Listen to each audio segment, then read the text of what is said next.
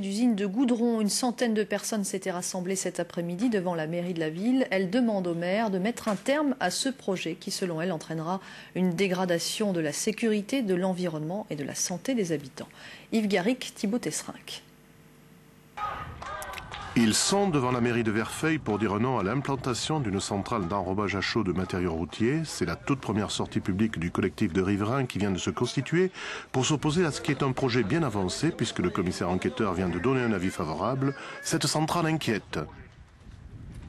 Dans l'enquête publique, ils ont pris des termes qui étaient très techniques, mais pour dire qu'il y avait quand même qu'il y avait un risque.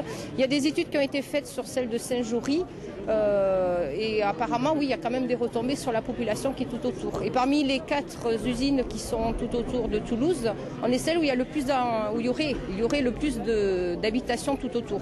Si les riverains sont devant la mairie, c'est parce que le conseil municipal de Verfeil a donné un avis favorable à la venue de cette centrale. Donc il n'y a aucune raison que les élus que nous sommes soient inquiets, d'autant que ce sont nos prédécesseurs qui ont instauré cette zone et prévu l'installation d'éléments classés. Ils savaient aussi ce qu'ils faisaient. Et il y a une continuité dans l'effort. Et s'il n'y a pas la mise en place de structures artisanales ou industrielles convenables, comment voulez-vous là aussi qu'une ville avance? Sous le village de Verfeil, la zone artisanale de Piossane, c'est ici, sur ce champ de blé, que l'entreprise routière du Grand Sud veut faire pousser sa centrale d'enrobage de bitume. Elle a acheté 7 hectares de terrain, dont 2 doivent accueillir ces installations classées ICPE, autrement dit à risque pour l'environnement. Nous sommes totalement pour le développement économique de Verfeil, mais un développement raisonné, raisonnable et intelligent. Pas un développement qui sert en quelque sorte de poubelle, où on installe tout ce que les autres communes ne veulent pas.